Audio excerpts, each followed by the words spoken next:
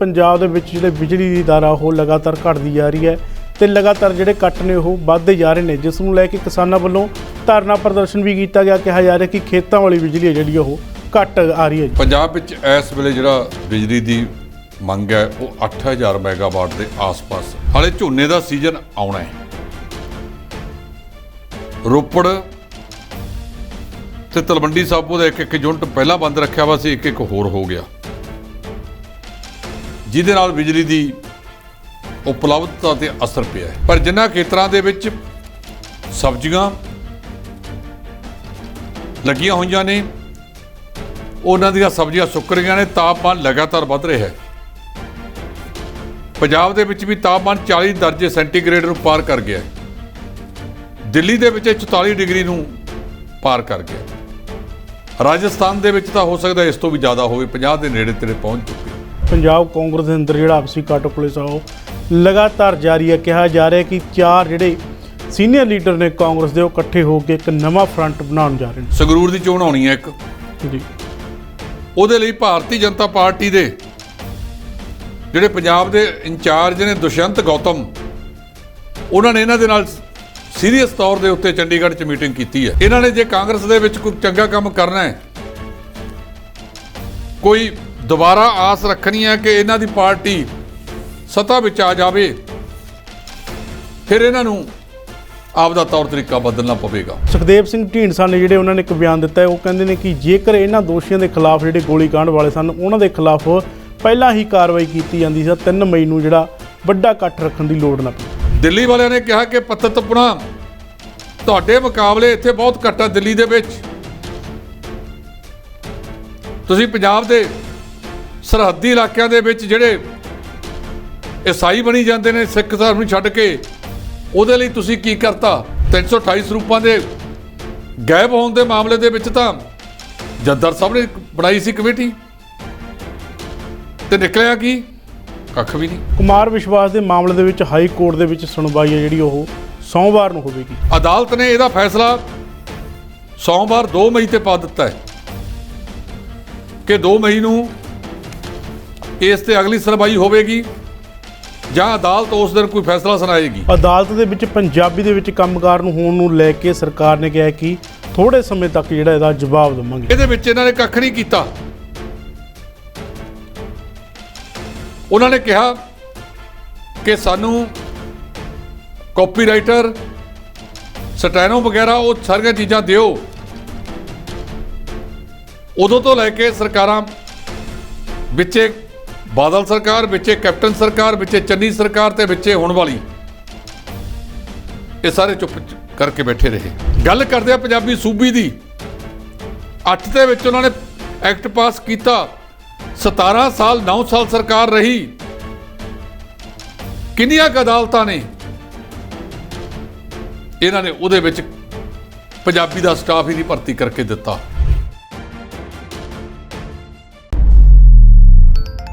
D5 channel Punjabi ਦੇਖ ਰਹੇ ਸਾਰੇ ਦਰਸ਼ਕਾਂ ਦਾ ਸਵਾਗਤ ਹੈ। ਮੈਂ ਸੁਖਵੀਰ ਸਿੰਘ ਇੱਕ ਮੇਰੀ ਵੀ ਸੁਣੋ ਪ੍ਰੋਗਰਾਮ ਲੈ ਕੇ ਹਾਜ਼ਰ ਹਾਂ, ਜਿਸ ਦੇ ਵਿੱਚ ਅਸੀਂ ਵੱਖੋ ਵੱਖਰੇ ਮੁੱਦਿਆਂ ਤੇ ਚਰਚਾ ਕਰਦੇ ਹਾਂ। ਤੇ ਚਰਚਾ ਕਰਨ ਲਈ ਸਾਡੇ ਨਾਲ ਨੇ D5 ਦੇ ਸੀਨੀਅਰ ਐਡੀਟਰ ਜਸਪਾਲ ਸਿੰਘ ਢਿੱਲੋਂ, ਉਹਨਾਂ ਦਾ ਸਵਾਗਤ ਕਰ ਲਈਏ। ਸਤਿ ਸ਼੍ਰੀ ਅਕਾਲ। ਸਤਿ ਸ਼੍ਰੀ ਅਕਾਲ ਭੰਗੂ ਸਾਹਿਬ। ਜੇਕਰ ਗੱਲ ਕੀਤੀ ਜਾਵੇ ਪੰਜਾਬ ਵਿੱਚ ਬਿਜਲੀ, ਤਾਂ ਪੰਜਾਬ ਦੇ ਵਿੱਚ ਜਿਹੜੇ ਬਿਜਲੀ ਦੀ ਦਰ ਆ ਉਹ ਲਗਾਤਾਰ ਘਟਦੀ ਜਾ ਰਹੀ ਹੈ ਤੇ ਲਗਾਤਾਰ ਜਿਹੜੇ ਕੱਟ ਨੇ ਉਹ ਵੱਧਦੇ ਜਾ ਰਹੇ ਨੇ, ਜਿਸ ਨੂੰ ਲੈ ਕੇ ਕਿਸਾਨਾਂ ਵੱਲੋਂ ਧਰਨਾ ਪ੍ਰਦਰਸ਼ਨ ਵੀ ਕੀਤਾ ਗਿਆ। ਕਿਹਾ ਜਾ ਰਿਹਾ ਕਿ ਖੇਤਾਂ ਵਾਲੀ ਬਿਜਲੀ ਹੈ ਜਿਹੜੀ ਉਹ ਘੱਟ ਆ ਰਹੀ ਹੈ ਜੀ, ਇਹਦੇ ਬਾਰੇ ਕੀ ਕਹਿਣਾ? ਪੰਜਾਬ ਵਿੱਚ ਇਸ ਵੇਲੇ ਜਿਹੜਾ ਬਿਜਲੀ ਦੀ ਮੰਗ ਹੈ ਉਹ 8000 ਮੈਗਾਵਾਟ ਦੇ ਆਸ-ਪਾਸ ਪਹੁੰਚੀ ਵੀ ਹੈ। ਹਾਲੇ ਝੋਨੇ ਦਾ ਸੀਜ਼ਨ ਆਉਣਾ ਹੈ। ਰੋਪੜ ਤੇ ਤਲਵੰਡੀ ਸਾਬੋ ਦਾ ਇੱਕ ਯੂਨਿਟ ਪਹਿਲਾਂ ਬੰਦ ਰੱਖਿਆ ਵਾ ਸੀ, ਇੱਕ ਹੋਰ ਹੋ ਗਿਆ, ਜਿਹਦੇ ਨਾਲ ਬਿਜਲੀ ਦੀ ਉਪਲਬਧਤਾ ਤੇ ਅਸਰ ਪਿਆ ਹੈ।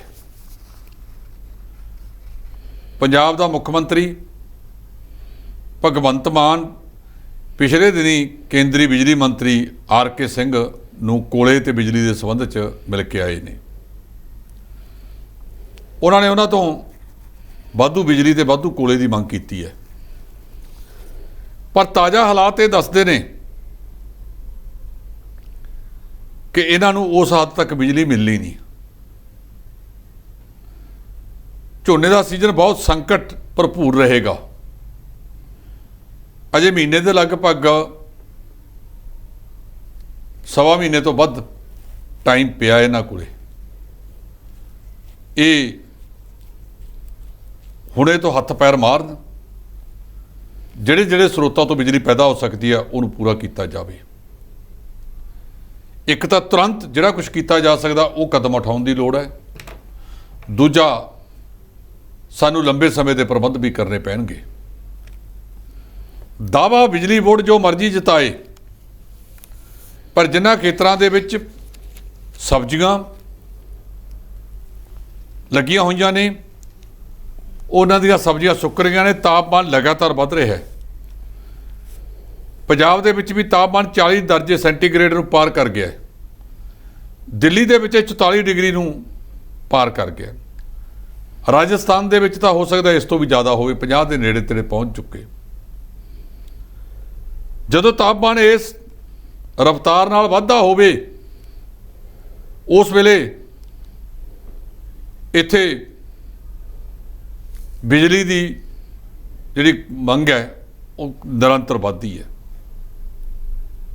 ਇਹਨਾਂ ਦੇ ਕੋਲ ਤਾਪ ਬਿਜਲੀ ਘਰਾਂ ਨੂੰ ਛੱਡ ਕੇ ਹੋਰ ਕੋਈ ਸਰੋਤ ਨਹੀਂ ਹੈ।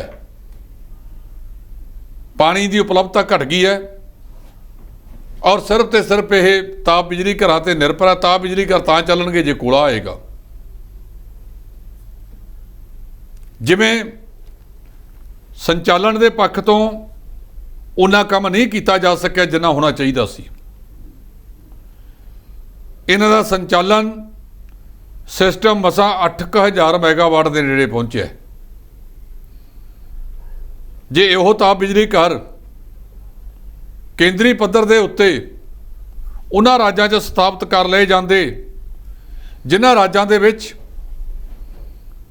ਕੋਲੇ ਦੀ ਬਹੁਤਾਤ ਹੈ। ਕਹਿੰਦੇ ਤਾਂ ਹੈ ਕਿ ਮਈ ਅੱਧ ਦੇ ਵਿੱਚ ਪੰਜਾਬ ਆਪਣੀ ਕੋਲਾ ਖਾਨ ਤੋਂ ਕੋਲਾ ਪ੍ਰਾਪਤ ਕਰਨਾ ਸ਼ੁਰੂ ਕਰ ਦੇਵੇਗਾ, ਜਿਹੜੀ ਇਹਨਾਂ ਦੀ ਪੰਜਾਬ ਨੇ ਆਪ ਸਮਝੌਤਾ ਕੀਤਾ ਹੋਇਆ ਹੈ। ਤਾਂ ਇਹ ਕਹਿੰਦੇ ਆ ਕਿ ਸਾਨੂੰ ਉਹਦੇ ਨਾਲ ਕੁਝ ਲਾਭ ਹੋਵੇਗਾ, ਪਰ ਜੇ ਉਹਨਾਂ ਰਾਜਾਂ ਦੇ ਨਾਲ ਸਮਝੌਤਾ ਕਰਕੇ ਕੇਂਦਰੀ ਪੂਲ ਦੇ ਪ੍ਰੋਜੈਕਟ ਵੱਡੇ ਲਾਏ ਜਾਣ ਔਰ ਉੱਥੋਂ ਬਿਜਲੀ ਸੰਚਾਲਨ ਕੀਤੀ ਜਾਵੇ। ਅੱਜ ਭਾਰਤ 5 ਗ੍ਰਿਡਾਂ ਦੇ ਨਾਲ ਆਪਸ ਵਿੱਚ ਦੀ ਜੁੜ ਚੁੱਕਿਆ ਹੈ। ਇਹਨਾਂ ਨੂੰ ਦੇਖਣਾ ਹੋਵੇਗਾ ਕਿ ਉੱਥੋਂ ਇਹ ਕੋਲਾ ਲਿਆਉਂਦੇ ਆ ਜਾਂ ਨਹੀਂ ਲਿਆਉਂਦੇ।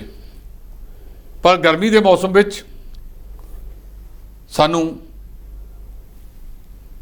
ਗੰਭੀਰ ਬਿਜਲੀ ਸੰਕਟ ਨਾਲ ਜੂਝਣਾ ਪੈ ਸਕਦਾ ਹੈ। ਪੰਜਾਬ ਦੀ ਸਰਕਾਰ ਹੁਣੇ ਤੋਂ ਆਪਣਾ ਪ੍ਰਬੰਧ ਕਰੇ ਔਰ ਜਿਹੜੀ ਚੀਜ਼ ਨਹੀਂ ਸਰਦੀ, ਇੱਕ ਚੀਜ਼ ਤਾਂ ਸਰਕਾਰ ਕਰ ਸਕਦੀ ਹੈ ਜਿਹੜੀ ਪੰਜਾਬ 'ਚ ਬਿਜਲੀ ਦੀ ਫਜ਼ੂਲ ਖਰਚੀ ਹੋ ਰਹੀ ਹੈ। ਕਈ ਸ਼ਹਿਰਾਂ ਦੇ ਵਿੱਚ ਦਿਨ ਦਿਹਾੜੇ ਬਿਜਲੀਆਂ ਜਗ ਰਹੀਆਂ ਨੇ, ਉਹ ਫਜ਼ੂਲ ਖਰਚੀ ਤਾਂ ਰੋਕੀ ਜਾ ਸਕਦੀ ਹੈ, ਉਹ ਤਾਂ ਕੋਈ ਖਰਚ ਨਹੀਂ ਆਉਂਦਾ। ਕਿੰਨੀਆਂ ਸਰਕਾਰਾਂ ਆਈਆਂ, ਕਿੰਨੀਆਂ ਚਲੀਆਂ ਗਈਆਂ, ਇਹਨਾਂ 'ਚੋਂ ਕਿੰਨਿਆਂ ਨੇ ਉਹ ਬਿਜਲੀ ਦੀ ਘਾਟ ਨੂੰ ਪੂਰਾ ਕਰਨ ਦਾ ਕੰਮ ਕੀਤਾ। ਇਹ ਕਿਸੇ ਨੂੰ ਪਤਾ ਨਹੀਂ। ਕਿੰਨਿਆਂ ਤੇ ਕਦਮ ਉਠਾਏ ਗਏ ਕਿ ਜਿਹੜੀ ਬਿਜਲੀ ਦੀ ਫਜ਼ੂਲ ਖਰਚੀ ਹੈ ਉਹਨੂੰ ਰੋਕਿਆ ਜਾਵੇ। ਹੁਣ ਬਿਜਲੀ ਬੋਰਡ ਨੇ ਬਕਾਇਆ ਬਿੱਲਾਂ ਸੰਬੰਧੀ ਕਦਮ ਉਠਾਏ ਨੇ, ਦੇਖਣਾ ਹੋਵੇਗਾ ਉਹਦਾ ਅਸਰ ਕੀ ਨਿਕਲਦਾ। ਜੀ ਇਸ ਦੇ ਨਾਲ ਜੇਕਰ ਗੱਲ ਕੀਤੀ ਜਾਵੇ ਪੰਜਾਬ ਕਾਂਗਰਸ ਦੀ, ਤਾਂ ਪੰਜਾਬ ਕਾਂਗਰਸ ਦੇ ਅੰਦਰ ਜਿਹੜਾ ਆਪਸੀ ਕੱਟ ਪੁਲਿਸ ਆ ਉਹ ਲਗਾਤਾਰ ਜਾਰੀ ਹੈ। ਕਿਹਾ ਜਾ ਰਿਹਾ ਕਿ 4 ਜਿਹੜੇ ਸੀਨੀਅਰ ਲੀਡਰ ਨੇ ਕਾਂਗਰਸ ਦੇ ਉਹ ਇਕੱਠੇ ਹੋ ਕੇ ਇੱਕ ਨਵਾਂ ਫਰੰਟ ਬਣਾਉਣ ਜਾ ਰਹੇ ਨੇ। ਚਰਚਾਵਾਂ ਨੇ, ਅਜੇ ਨੇੜੇ ਕੋਈ ਚੋਣ ਤਾਂ ਹੈ ਨਹੀਂ। ਸੰਗਰੂਰ ਦੀ ਚੋਣ ਆਉਣੀ ਹੈ ਇੱਕ ਜੀ। ਉਹਦੇ ਲਈ ਭਾਰਤੀ ਜਨਤਾ ਪਾਰਟੀ ਦੇ ਜਿਹੜੇ ਪੰਜਾਬ ਦੇ ਇੰਚਾਰਜ ਨੇ ਦੁਸ਼ਯੰਤ ਗੌਤਮ, ਉਹਨਾਂ ਨੇ ਇਹਨਾਂ ਦੇ ਨਾਲ ਸੀਰੀਅਸ ਤੌਰ ਦੇ ਉੱਤੇ ਚੰਡੀਗੜ੍ਹ 'ਚ ਮੀਟਿੰਗ ਕੀਤੀ ਹੈ। ਦੂਜੇ ਪਾਸੇ ਪੰਜਾਬ ਦਾ ਨਵਾਂ ਢਾਂਚਾ ਬਣਨਾ ਹੈ, ਜ਼ਿੰਮੇਵਾਰੀ ਅਮਰਿੰਦਰ ਸਿੰਘ ਰਾਜਾ ਵੜਿੰਗ ਨੂੰ ਦਿੱਤੀ ਗਈ ਹੈ। ਇਹ ਜਿਹੜੇ ਸਾਬਕਾ ਪ੍ਰਧਾਨ ਨੇ, ਜਿਹਦੇ ਵਿੱਚ ਨਵਜੋਤ ਸਿੰਘ ਸਿੱਧੂ, ਲਾਲ ਸਿੰਘ, ਸ਼ਮਸ਼ੇਰ ਸਿੰਘ ਦੂਲੋ, ਮਹਿੰਦਰ ਸਿੰਘ ਕੇਪੀ, ਈਵਨ ਪ੍ਰਤਾਪ ਸਿੰਘ ਬਾਜਵਾ ਸਾਹਿਬ ਹੁਣ ਵਿਰੋਧੀ ਧਿਰ ਦੇ ਨੇਤਾ ਬਣ ਗਏ ਨੇ। ਇਹਨਾਂ ਨੇ ਜੇ ਕਾਂਗਰਸ ਦੇ ਵਿੱਚ ਕੋਈ ਚੰਗਾ ਕੰਮ ਕਰਨਾ ਹੈ, ਕੋਈ ਦੁਬਾਰਾ ਆਸ ਰੱਖਣੀ ਹੈ ਕਿ ਇਹਨਾਂ ਦੀ ਪਾਰਟੀ ਸੱਤਾ ਵਿੱਚ ਆ ਜਾਵੇ, ਫਿਰ ਇਹਨਾਂ ਨੂੰ ਆਪਦਾ ਤੌਰ ਤਰੀਕਾ ਬਦਲਣਾ ਪਵੇਗਾ। ਜਿਵੇਂ ਰਾਜਾ ਵੜਿੰਗ ਸਾਹਿਬ ਕਹਿੰਦੇ ਆ ਕਿ ਮੈਂ ਇਕੱਲੇ ਦੇ ਘਰ ਜਾਵਾਂਗਾ, ਅੱਜ ਵੀ ਹਲਕਾ ਲਾਂਬਾ ਦੇ ਮਾਮਲੇ ਦੇ ਵਿੱਚ ਬਾਕੀ ਸਾਰੀ ਕਾਂਗਰਸ ਇੱਕ ਮੰਚ ਤੇ ਇਕੱਠੀ ਦਿਸੀ, ਲੇਕਿਨ ਨਵਜੋਤ ਸਿੰਘ ਸਿੱਧੂ ਦਾ ਸੁਰ ਨਹੀਂ ਸੀ ਮਿਲਦਾ ਇਹਨਾਂ ਨਾਲ। ਉਹ ਗਏ ਵੀ ਉੱਥੇ ਜ਼ਰੂਰ, ਉਹਨਾਂ ਨੇ ਆਪਦਾ ਵੱਖਰਾ ਪੰਥ ਕਾਇਮ ਰੱਖਿਆ। ਸੋ ਜੇ ਕਾਂਗਰਸ ਕੋਈ ਚਾਹੁੰਦੀ ਹੈ ਕਿ ਉਹਨਾਂ ਦਾ ਪੰਜਾਬ ਦੇ ਵਿੱਚ ਵਧੀਆ ਸਥਿਤੀ ਆਵੇ, ਤਾਂ ਉਹਨਾਂ ਨੂੰ ਆਪਣੇ ਨਿਯਮਾਂ ਦੇ ਵਿੱਚ ਸੁਧਾਰ ਕਰਨਾ ਪਵੇਗਾ।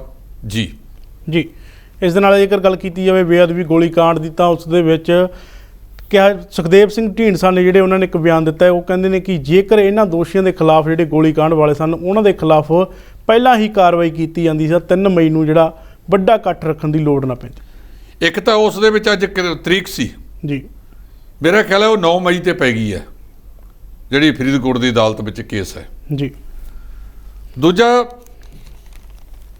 ਇੱਕ ਪੰਥਕ ਇਕੱਠ ਸੱਦਿਆ ਜਾ ਰਿਹਾ ਹੈ। ਸਰ ਢੀਂਡਸਾ ਨੇ ਉਹਦੇ ਵਿੱਚ ਇੱਕ ਗੱਲ ਕਹੀ ਹੈ ਕਿ ਜੇ ਬੇਅਦਬੀ ਦੇ ਦੋਸ਼ੀਆਂ ਨੂੰ ਸਮੇਂ ਸਿਰ ਸਜ਼ਾਵਾਂ ਦੇ ਦਿੰਦੇ ਤਾਂ ਇਹ ਇਕੱਠ ਸੱਦਣ ਦੀ ਜ਼ਰੂਰਤ ਨਹੀਂ ਸੀ। ਕੱਲ ਸ਼੍ਰੋਮਣੀ ਕਮੇਟੀ ਦੇ ਮੈਂਬਰ ਨੇ ਗੁਰਪ੍ਰੀਤ ਸਿੰਘ ਰੰਧਾਵਾ, ਅੰਤਰੰਗ ਕਮੇਟੀ ਮੈਂਬਰ, ਉਹਨਾਂ ਨੇ ਪ੍ਰਧਾਨ ਤੋਂ ਕੁਝ ਸਵਾਲ ਪੁੱਛੇ। ਕੱਲ ਇਹਨਾਂ ਦੀ ਮੀਟਿੰਗ ਸੀਗੀ ਅੰਤਰੰਗ ਕਮੇਟੀ ਦੀ। ਪਹਿਲੀ ਵਾਰ ਹੈ ਕਿ ਪ੍ਰਧਾਨ ਸਾਹਿਬ ਮੀਡੀਆ ਦਾ ਜਵਾਬ ਦੇਣ ਤੋਂ ਹੀ ਭੱਜ ਗਏ। ਰੰਧਾਵਾ ਸਾਹਿਬ ਨੇ ਕਈ ਸਵਾਲ ਚੱਕੇ। ਉਹ ਕਹਿੰਦੇ ਕਿ ਇੱਕ ਤਾਂ 328 ਸਰੂਪਾਂ ਦੇ ਵਿੱਚ ਕੁਝ ਬੰਦੇ ਵਿਚਾਲੇ ਗਏ, ਕੁਝ ਤੇ ਕਾਰਵਾਈ ਐਂ ਕੀਤੀ ਹੈ ਜਿਵੇਂ ਗੋਂਗਲੂਆਂ ਤੋਂ ਮਿੱਟੀ ਝਾੜਨੀ ਹੋਵੇ। ਉਹਨਾਂ ਕਿਹਾ ਕਿ ਸਿੱਖ ਰੈਫਰੈਂਸ ਲਾਇਬ੍ਰੇਰੀ ਵਾਲਾ ਮਾਮਲਾ ਜੋ ਹਾਈ ਕੋਰਟ ਦੇ ਵਿੱਚ ਸੁਣਵਾਈ ਅਧੀਨ ਹੈ, ਤੁਸੀਂ ਤਰੀਕਾ ਕਿਉਂ ਲਈ ਜਾਂਦੇ ਹੋ? ਇਹਨਾਂ ਨੂੰ ਹਰ ਵਾਰ ਚਿੱਠੀ ਲਿਖ ਦਿੰਦੇ ਸੀ ਜੂਨ ਮਹੀਨੇ 'ਚ, ਸਾਡਾ ਸਮਾਨ ਦਿਓ। ਤੇ ਜਦੋਂ ਆ ਗਿਆ ਅਮਿਤ ਸ਼ਾਹ, ਉਹ ਕਹਿੰਦਾ ਲਿਸਟ ਬਣਾ ਕੇ ਭੇਜੋ ਤੁਹਾਡਾ ਕਿਹੜਾ ਸਮਾਨ ਰਹਿ ਗਿਆ। ਤੇ ਇਹਨਾਂ ਕੋਲ ਲਿਸਟ ਨਾਂ ਦੀ ਕੋਈ ਚੀਜ਼ ਹੀ ਨਹੀਂ। ਰੰਧਾਵਾ ਸਾਹਿਬ ਇਹ ਗੱਲ ਪੁੱਛਦੇ ਆ ਕਿ ਪ੍ਰਧਾਨ ਸਾਹਿਬ ਪੱਤਰਕਾਰਾਂ ਦੇ ਸਵਾਲਾਂ ਦੇ ਜਵਾਬ ਦੇਣ ਤੋਂ ਭੱਜ ਕਿਉਂ ਗਏ? ਇਹ ਜਾ ਕੇ ਕਹਿੰਦੇ ਅਸੀਂ ਦਿੱਲੀ ਦੇ ਵਿੱਚ ਪ੍ਰਚਾਰ ਮਜ਼ਬੂਤ ਕਰਨਾ ਹੈ। ਉਹ ਕਹਿੰਦੇ ਉੱਥੇ ਦਿੱਲੀ ਗੁਰਦੁਆਰਾ ਪ੍ਰਬੰਧਕ ਕਮੇਟੀ ਬੈਠੀ ਹੈ, ਉਹ ਆਪਣਾ ਕੰਮ ਕਰੇ। ਹਰਿਆਣੇ ਵਾਲੇ ਬੈਠੇ ਨੇ। ਦਿੱਲੀ ਵਾਲਿਆਂ ਨੇ ਕਿਹਾ ਕਿ ਪੱਤਰਤਪੁਣਾ ਤੁਹਾਡੇ ਮੁਕਾਬਲੇ ਇੱਥੇ ਬਹੁਤ ਘੱਟ ਆ ਦਿੱਲੀ ਦੇ ਵਿੱਚ। ਤੁਸੀਂ ਪੰਜਾਬ ਦੇ ਸਰਹੱਦੀ ਇਲਾਕਿਆਂ ਦੇ ਵਿੱਚ ਜਿਹੜੇ ਈਸਾਈ ਬਣੀ ਜਾਂਦੇ ਨੇ ਸਿੱਖ ਧਰਮ ਨੂੰ ਛੱਡ ਕੇ, ਉਹਦੇ ਲਈ ਤੁਸੀਂ ਕੀ ਕਰਤਾ? ਵੱਡੀ ਗਿਣਤੀ ਦੇ ਵਿੱਚ ਸਿਰਸੇ ਵਾਲੇ ਡੇਰਾ ਮੁਖੀ ਦੇ ਡੇਰੇ ਵਿੱਚ ਜਾ ਕੇ ਹਾਜ਼ਰੀਆਂ ਭਰਦੇ ਨੇ, ਉਹਨਾਂ ਨੂੰ ਵਾਪਸ ਬੁਲਾਉਣ ਦਾ ਤੁਸੀਂ ਕੀ ਯਤਨ ਕੀਤਾ?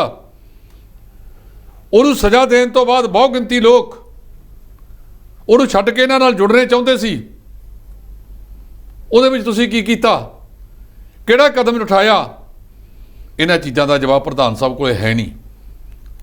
ਇਹ ਸਾਡੀਆਂ ਗੱਲਾਂ ਨਹੀਂ, ਇਹ ਉਹ ਨੇ ਜਿਹੜੀਆਂ ਗੁਰਪ੍ਰੀਤ ਸਿੰਘ ਰੰਧਾਵਾ ਅੰਤਰੰਗ ਕਮੇਟੀ ਮੈਂਬਰ ਸ਼੍ਰੋਮਣੀ ਗੁਰਦੁਆਰਾ ਪ੍ਰਬੰਧਕ ਕਮੇਟੀ ਨੇ ਇੱਕ ਪੱਤਰ ਲਿਖ ਕੇ ਪ੍ਰਧਾਨ ਸਾਹਿਬ ਨੂੰ ਪੁੱਛੀਆਂ ਨੇ। ਇਹਨਾਂ ਲੋਕਾਂ ਨੇ ਪਹਿਲਾਂ 30 ਮਾਰਚ ਨੂੰ ਜਦੋਂ ਇਹਨਾਂ ਦਾ ਬਜਟ ਇਜਲਾਸ ਚੱਲ ਰਿਹਾ ਸੀ, ਉਸ ਵੇਲੇ ਵੀ ਅਕਾਲ ਤਖਤ ਸਾਹਿਬ ਦੇ ਕਾਰਜਕਾਰੀ ਜਥੇਦਾਰ ਗਿਆਨੀ ਹਰਪ੍ਰੀਤ ਸਿੰਘ ਨੂੰ, ਮਿੱਠੂ ਸਿੰਘ ਕਾਨੇਕੇ, ਗੁਰਪ੍ਰੀਤ ਸਿੰਘ ਰੰਧਾਵਾ ਅੰਤਰੰਗ ਕਮੇਟੀ ਮੈਂਬਰ, ਉਹਨਾਂ ਨੂੰ ਵੀ ਇੱਕ ਚਿੱਠੀ ਲਿਖੀ ਸੀ। 328 ਸਰੂਪਾਂ ਦੇ ਗਾਇਬ ਹੋਣ ਦੇ ਮਾਮਲੇ ਦੇ ਵਿੱਚ ਤਾਂ ਜੱਦਰ ਸਾਹਿਬ ਨੇ ਬਣਾਈ ਸੀ ਕਮੇਟੀ, ਤੇ ਨਿਕਲਿਆ ਕੀ? ਕੱਖ ਵੀ ਨਹੀਂ।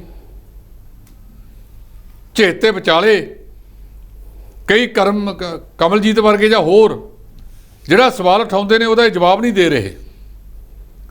ਅਗਲੀ ਗੱਲ ਉਹਨਾਂ ਨੇ ਕਿਹਾ ਕਿ ਜਿਹੜੇ ਉੱਥੋਂ ਦੇ ਕਾਲਜ ਤੇ ਹੋਰ ਹੈ ਉਹਨਾਂ ਨੂੰ ਕਈ ਮਹੀਨਿਆਂ ਤੋਂ ਤਨਖਾਹਾਂ ਨਹੀਂ ਮਿਲੀਆਂ। ਇਹ ਚੀਜ਼ਾਂ ਵੀ ਉਹਨਾਂ ਨੇ ਪੁੱਛੀਆਂ ਨੇ। ਸੋ ਇਹਨਾਂ ਦਾ ਜਵਾਬ ਪ੍ਰਧਾਨ ਧਾਮੀ ਸਾਹਿਬ ਕਦੋਂ ਦੇਣਗੇ, ਇਹ ਤਾਂ ਉਹੀ ਦੱਸ ਸਕਦੇ ਆ। ਜੀ ਕੁਮਾਰ ਵਿਸ਼ਵਾਸ ਦੇ ਮਾਮਲੇ ਦੇ ਵਿੱਚ ਹਾਈ ਕੋਰਟ ਦੇ ਵਿੱਚ ਸੁਣਵਾਈ ਹੈ ਜਿਹੜੀ ਉਹ ਸੋਮਵਾਰ ਨੂੰ ਹੋਵੇਗੀ ਜੀ। ਅੱਜ ਕੁਮਾਰ ਵਿਸ਼ਵਾਸ ਦੇ ਵਕੀਲ ਤੇ ਸਰਕਾਰੀ ਧਿਰਾਂ ਦੇ ਵਿੱਚ ਬਹਿਸ ਮੁਕੰਮਲ ਹੋ ਚੁੱਕੀ ਹੈ। ਅਦਾਲਤ ਨੇ ਇਹਦਾ ਫੈਸਲਾ ਸੋਮਵਾਰ 2 ਮਈ ਤੇ ਪਾ ਦਿੱਤਾ ਹੈ ਕਿ 2 ਮਈ ਨੂੰ ਇਸ ਤੇ ਅਗਲੀ ਸੁਣਵਾਈ ਹੋਵੇਗੀ ਜਾਂ ਅਦਾਲਤ ਉਸ ਦਿਨ ਕੋਈ ਫੈਸਲਾ ਸੁਣਾਏਗੀ। ਪਰ ਅਜੇ ਤੱਕ ਇਸ ਮਾਮਲੇ ਦੇ ਵਿੱਚ ਉਹਦੀ ਗ੍ਰਿਫਤਾਰੀ ਤੇ ਰੋਕ ਜਾਂ ਹੋਰ ਅਜਿਹਾ ਮਾਨਯੋਗ ਅਦਾਲਤ ਨੇ ਕੁਝ ਨਹੀਂ ਕੀਤਾ। ਹੁਣ ਅਗਲੇ ਆਪਾਂ ਸੋਮਵਾਰ ਨੂੰ ਉਡੀਕਾਂਗੇ ਕਿ ਉਸ ਦਿਨ ਇਹਦੇ ਤੇ ਕਿਹੜਾ ਫੈਸਲਾ ਆਉਂਦਾ ਹੈ। ਜੀ ਅਦਾਲਤ ਦੇ ਵਿੱਚ ਪੰਜਾਬੀ ਦੇ ਵਿੱਚ ਕੰਮਕਾਰ ਨੂੰ ਹੋਣ ਨੂੰ ਲੈ ਕੇ ਸਰਕਾਰ ਨੇ ਕਿਹਾ ਕਿ ਥੋੜੇ ਸਮੇਂ ਤੱਕ ਜਿਹੜਾ ਇਹਦਾ ਜਵਾਬ ਦੇਵਾਂਗੇ ਜੀ। ਇਹ ਬਹੁਤ ਪੁਰਾਣਾ ਮਾਮਲਾ ਹੈ ਜੀ। 2008 ਦੇ ਵਿੱਚ ਅਕਾਲੀ ਭਾਜਪਾ ਸਰਕਾਰ ਵੇਲੇ ਪੰਜਾਬ ਭਾਸ਼ਾ ਐਕਟ ਬਣਾਇਆ ਗਿਆ। ਉਹਦੇ ਤਹਿਤ ਇਹਨਾਂ ਨੇ ਅਦਾਲਤਾਂ ਨੂੰ ਕਿਹਾ ਤੁਸੀਂ ਕੰਮਕਾਰ ਵੀ ਪੰਜਾਬੀ 'ਚ ਕਰੋ। 2008 ਦਾ ਮਾਮਲਾ ਹੈ, 2022 ਆ ਗਿਆ, ਹੁਣ ਤੱਕ ਇਹਦੇ ਵਿੱਚ ਇਹਨਾਂ ਨੇ ਕੱਖ ਨਹੀਂ ਕੀਤਾ। ਉਹਨਾਂ ਨੇ ਕਿਹਾ ਕਿ ਸਾਨੂੰ ਕਾਪੀਰਾਈਟਰ, ਸਟੈਨੋ ਵਗੈਰਾ ਉਹ ਸਾਰੀਆਂ ਚੀਜ਼ਾਂ ਦਿਓ। ਉਦੋਂ ਤੋਂ ਲੈ ਕੇ ਸਰਕਾਰਾਂ ਵਿੱਚੇ ਬਾਦਲ ਸਰਕਾਰ, ਵਿੱਚੇ ਕੈਪਟਨ ਸਰਕਾਰ, ਵਿੱਚੇ ਚੰਨੀ ਸਰਕਾਰ ਤੇ ਵਿੱਚੇ ਹੁਣ ਵਾਲੀ, ਇਹ ਸਾਰੇ ਚੁੱਪ ਕਰਕੇ ਬੈਠੇ ਰਹੇ। ਇਹਨਾਂ ਨੇ ਉਸ ਮਾਮਲੇ ਨੂੰ ਚੱਕਿਆ ਹੀ ਨਹੀਂ। ਹੁਣ ਦੁਬਾਰਾ ਉਹਨਾਂ ਨੂੰ ਲਿਖ ਕੇ ਭੇਜਤਾ ਕਿ ਸਾਨੂੰ ਅਜੇ ਹੋਰ ਸਮਾਂ ਦਿੱਤਾ ਜਾਵੇ। 14 ਸਾਲ ਦੇ ਵਿੱਚ ਇਹ ਅਦਾਲਤਾਂ ਦੇ ਵਿੱਚ ਉਹਨਾਂ ਨੂੰ ਕਾਪੀਰਾਈਟਰ, ਸਟੈਨੋ, ਹੋਰ ਸਾਜੋ ਸਮਾਨ ਮੁਹੱਈਆ ਨਹੀਂ ਕਰਾ ਸਕੇ। ਗੱਲ ਕਰਦੇ ਆ ਪੰਜਾਬੀ ਸੂਬੀ ਦੀ। 8 ਦੇ ਵਿੱਚ ਉਹਨਾਂ ਨੇ ਐਕਟ ਪਾਸ ਕੀਤਾ। 17 ਸਾਲ 9 ਸਾਲ ਸਰਕਾਰ ਰਹੀ। ਕਿੰਨੀਆਂ ਕੁ ਅਦਾਲਤਾਂ ਨੇ ਇਹਨਾਂ ਨੇ ਉਹਦੇ ਵਿੱਚ ਪੰਜਾਬੀ ਦਾ ਸਟਾਫ ਹੀ ਨਹੀਂ ਭਰਤੀ ਕਰਕੇ ਦਿੱਤਾ। ਤੇ ਫਿਰ ਸੂਬੀ ਬਣਵਾਈ ਕਾਹਦੇ ਵਾਸਤੇ ਸੀ? ਚੰਗਾ ਭਲਾ ਵੱਡਾ ਸੂਬਾ ਪੰਜਾਬ ਤੁਰਿਆ ਫਿਰਦਾ ਸੀ।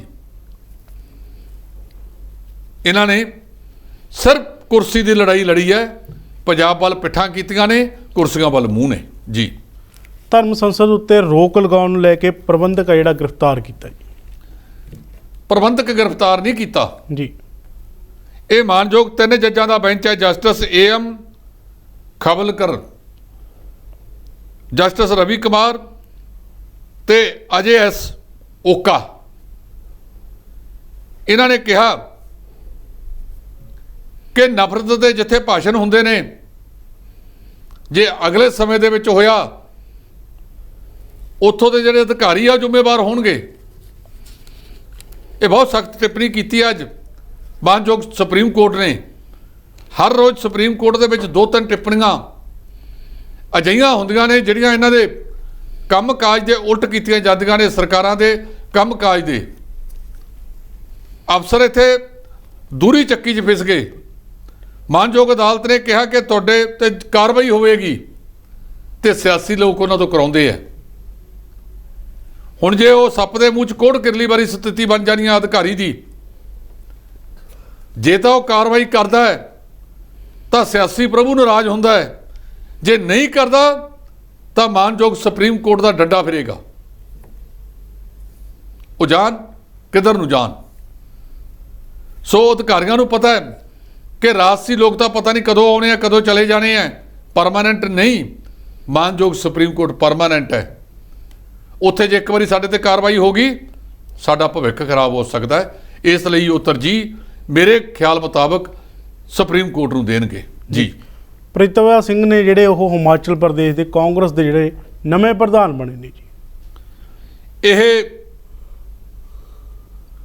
ਪ੍ਰੀਤਪਾ ਸਿੰਘ ਜਿਹੜੇ ਸਾਬਕਾ ਮੁੱਖ ਮੰਤਰੀ ਸੀ ਵੀਰਭੱਦਰ ਸਿੰਘ, ਉਹਨਾਂ ਦੀ ਧਰਮ ਪਤਨੀ ਨੇ ਜੀ। ਉਹਨਾਂ ਨੇ ਕੁਝ ਪੁਰਾਣੇ ਜਿਹੜੇ ਆਗੂ ਨੇ ਉਹਨਾਂ ਨੂੰ ਵੀ ਸੈੱਟ ਕਰਨ ਦਾ ਯਤਨ ਕੀਤਾ। ਸੁਖਦੇਵ ਸੁੱਖੂ ਹੁੰਦੇ ਸੀਗੇ ਉੱਥੋਂ ਦੇ ਪੁਰਾਣੇ ਪ੍ਰਧਾਨ ਹਿਮਾਚਲ ਪ੍ਰਦੇਸ਼ ਦੇ, ਉਹਨਾਂ ਨੂੰ ਜਿਹੜੀ ਕੰਪੇਨ ਕਮੇਟੀ ਹੈ ਉਹਦਾ ਚੇਅਰਮੈਨ ਲਾ ਦਿੱਤਾ ਗਿਆ ਹੈ। ਇਸੇ ਤਰ੍ਹਾਂ ਇੱਕ ਹੋਰ ਉਹਨਾਂ ਨੂੰ ਵੀ ਕਿਤੇ ਐਡਜਸਟ ਕੀਤਾ ਗਿਆ ਹੈ। ਹੁਣ ਇਹ ਜਿਹੜੇ ਬੀਬੀ ਪ੍ਰੀਤਪਾ ਸਿੰਘ ਨੇ, ਇਹਨਾਂ ਨੇ ਪਿਛਲੇ ਸਮੇਂ ਦੌਰਾਨ ਉਪ ਚੋਣ ਵੀ ਜਿੱਤੀ ਹੈ, ਬੀਜੇਪੀ ਨੂੰ ਹਰਾਇਆ ਉੱਥੇ। ਔਰ ਵੀਰਭੱਦਰ ਸਿੰਘ ਬਹੁਤ ਪੁਰਾਣੇ, ਕਈ ਵਾਰ ਹਿਮਾਚਲ ਪ੍ਰਦੇਸ਼ ਦੇ ਮੁੱਖ ਮੰਤਰੀ ਰਹਿ ਚੁੱਕੇ, ਉਹਨੂੰ ਰਾਜਾ ਸਾਹਿਬ ਕਹਿੰਦੇ ਆ ਉੱਥੇ। ਇਸ ਲਈ ਇਹ ਆਪਣੇ ਆਪ ਦੇ ਵਿੱਚ ਅਹਿਮ ਗੱਲ ਹੈਗੀ। ਇੱਕ ਤੁਹਾਨੂੰ ਹੋਰ ਗੱਲ ਕਹਾਂ ਜੀ, ਉਹ ਮੇਰੇ ਕੋਲ ਤੁਹਾਡੇ ਧਿਆਨ 'ਚ ਨਹੀਂ ਆਇਆ। ਜੀ। ਹਿਮਾਚਲ ਪ੍ਰਦੇਸ਼ ਦੇ ਵਿੱਚ ਬਹੁਤ ਸਾਰੀਆਂ ਦਵਾਈਆਂ ਦੀਆਂ ਫੈਕਟਰੀਆਂ ਲੱਗੀਆਂ ਹੋਈਆਂ ਨੇ। ਉੱਥੇ ਇੱਕ ਦਵਾਈ ਨਿਯੰਤਰਣ ਕਮਿਸ਼ਨ ਹੈ, ਜਿਵੇਂ ਬਿਜਲੀ ਰੈਗੂਲੇਟਰੀ ਕਮਿਸ਼ਨ ਹੈ, ਇਸੇ ਤਰ੍ਹਾਂ ਦਵਾਈ ਤੇ ਵੀ ਇੱਕ ਰੈਗੂਲੇਟਰੀ ਕਮਿਸ਼ਨ ਬਣਾਇਆ ਵਾ, ਜਿਹਦੇ ਮੁਖੀ ਨੇ ਨਵਰੀਤ ਮਰਵਾਹਾ। ਉੱਥੇ ਦਵਾਈਆਂ ਦੀ ਕੰਪਨੀ ਦੇ ਸੈਂਪਲ ਚੈੱਕ ਕੀਤੇ ਗਏ, 1454 ਸੈਂਪਲ ਲਏ ਤੇ 45 ਸੈਂਪਲ ਉਹਨਾਂ ਚੋਂ ਫੇਲ ਪਾਏ ਗਏ ਜੀ। ਜੇ ਦਵਾਈਆਂ ਦੇ ਸੈਂਪਲ ਵੀ ਫੇਲ ਪਾਏ ਜਾਂਦੇ ਆ, ਉਹਦਾ ਜ਼ਿੰਮੇਵਾਰ ਕੌਣ ਹੈ?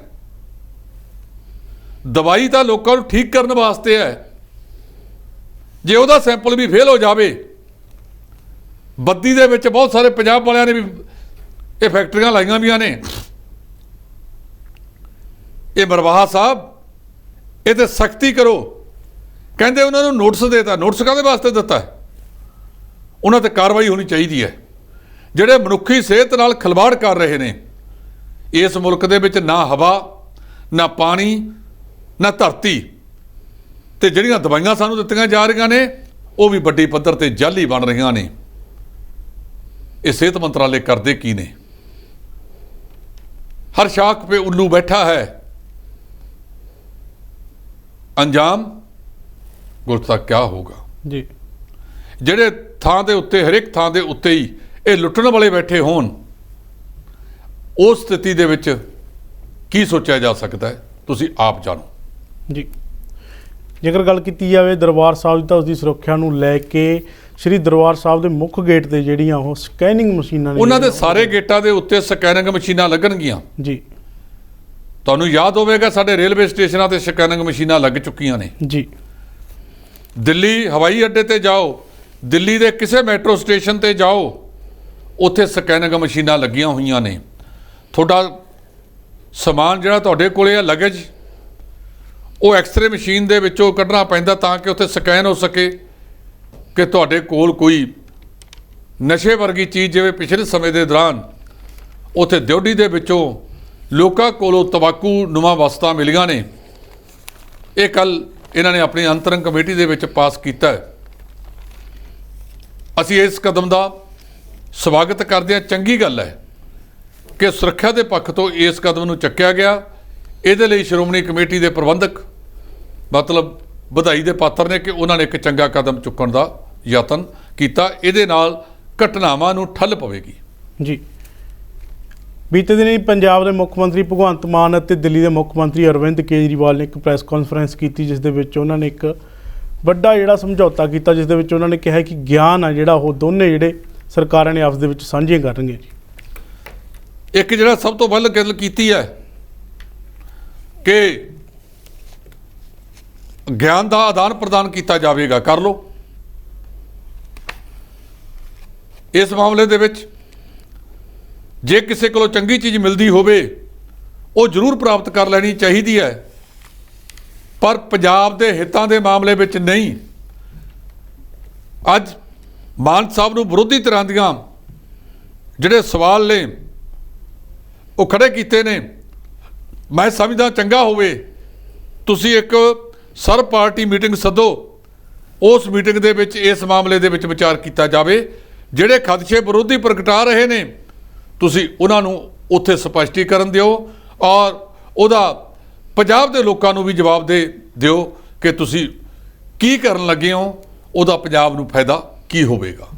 ਜੀ, ਇਸ ਦੇ ਨਾਲ ਜੇਕਰ ਗੱਲ ਕੀਤੀ ਜਾਵੇ ਪੰਚਾਇਤੀ ਜ਼ਮੀਨਾਂ ਦੀ, ਤਾਂ ਪੰਚਾਇਤੀ ਜ਼ਮੀਨਾਂ ਉੱਤੇ ਜਿਹੜੇ ਉਹ ਕਈ ਥਾਵਾਂ ਦੇ ਉੱਤੇ ਜਿਹੜੇ ਕਬਜ਼ੇ ਕੀਤੇ ਗਏ ਨੇ, ਜਿਸ ਨੂੰ ਲੈ ਕੇ ਪੰਚਾਇਤ ਵਿਭਾਗ ਦੇ ਮੰਤਰੀ ਨੇ ਐਲਾਨ ਕੀਤਾ ਕਿ ਜਿਹੜੇ ਆਉਣ ਵਾਲੇ ਦਿਨਾਂ ਵਿੱਚ ਸਾਰੇ ਹਟਾਏ ਜਾਣਗੇ। ਪੰਚਾਇਤ ਮੰਤਰੀ ਨੇ ਲਗਾਤਾਰ ਕਹਿੰਦੇ ਆ ਰਹੇ ਨੇ, ਅੱਜ ਮੁੱਖ ਮੰਤਰੀ ਨੇ ਮੀਟਿੰਗ ਕਰਕੇ ਐਲਾਨ ਕੀਤਾ ਕਿ 31 ਮਈ ਤੱਕ 5000 ਏਕੜ ਜ਼ਮੀਨ ਪੰਚਾਇਤੀ ਨਜਾਇਜ਼ ਕਬਜ਼ਿਆਂ ਤੋਂ ਛੁਡਾ ਲਈ ਜਾਵੇਗੀ। ਉਹਨਾਂ ਦੀ ਬੋਲੀ ਪਾਰਦਰਸ਼ਕਤਾ ਦੇ ਨਾਲ ਕੀਤੀ ਜਾਵੇਗੀ। ਜਿਹੜਾ ਵੀ ਅਧਿਕਾਰੀ ਉਸ ਮਾਮਲੇ 'ਚ ਦੋਸ਼ੀ ਪਾਇਆ ਗਿਆ ਉਹਦੇ ਖਿਲਾਫ ਫਿਰ ਬਣਦੀ ਕਾਰਵਾਈ ਕੀਤੀ ਜਾਵੇਗੀ। ਇਹ ਵੀ ਇੱਕ ਚੰਗਾ ਕਦਮ ਹੈ। ਜੀ, ਧੰਨਵਾਦ ਜੀ। ਇਹ ਸਨ ਸਾਡੇ ਨਾਲ ਸੀਨੀਅਰ ਐਡੀਟਰ ਜਸਪਾਲ ਸਿੰਘ ਢਿੱਲੋਂ, ਜਿਨ੍ਹਾਂ ਨੇ ਵੱਖੋ ਵੱਖਰੇ ਮੁੱਦੇ 'ਤੇ ਚਰਚਾ ਕੀਤੀ। ਹੁਣ ਦੇਖਣਾ ਆਊਗਾ ਕਿ ਪੰਜਾਬ ਸਰਕਾਰ ਨੇ ਜੋ ਲੋਕਾਂ ਨਾਲ ਵਾਅਦੇ ਕੀਤੇ ਨੇ ਕਿ ਉਹ ਆਉਣ ਵਾਲੇ ਦਿਨਾਂ ਦੇ ਵਿੱਚ ਪੂਰੇ ਕਰ ਪਾਉਣਗੇ ਜਾਂ ਫਿਰ ਨਹੀਂ। ਤੁਸੀਂ ਦੇਖ ਰਹੇ ਹੋ D5 ਚੈਨਲ ਪੰਜਾਬੀ। ਧੰਨਵਾਦ।